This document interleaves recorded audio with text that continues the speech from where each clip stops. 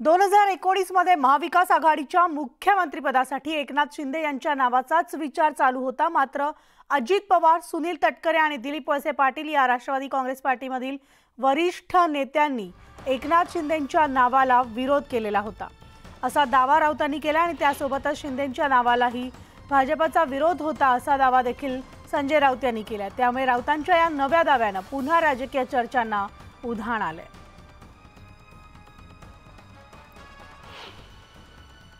एकनाथ शिंदे मुख्यमंत्रीपदी नकोत, आम्ही त्यांच्या हाताखाली काम करणार नाही, हे सांगणारे सगळ्यात आधी सुनील तटकरे, अजित पवार आणि दिलीप वळसे पाटील। आम्ही सिनियर आहोत, आम्ही ज्युनियर माणसाच्या हाताखाली काम करणार नाही, ही त्यांची भूमिका होती। 2019 साली जेव्हा मुख्यमंत्री पदावरून भाजप आणि शिवसेनेमध्ये वाद सुरू झाला होता,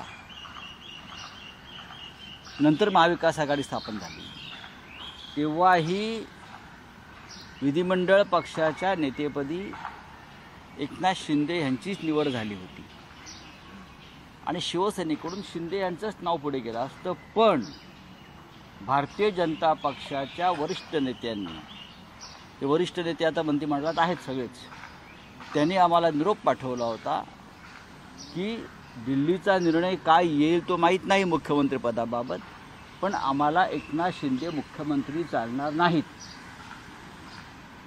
हे फडणवीसांपासून भारतीय जनता पक्षाच्या आताच्या सर्व प्रमुख नेत्यांची तेव्हाची भूमिका होती।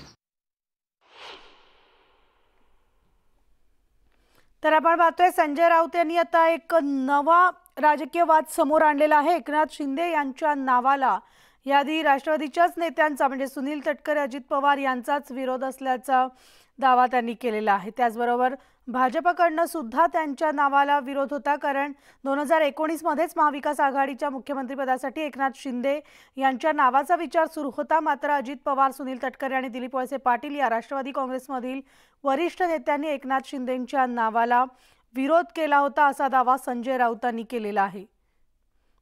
आणि याविषयी आपण प्रतिक्रिया घेणार आहोत। आपल्यासोबत आहेत भाजपचे नेते अतुल भातखळकरजी।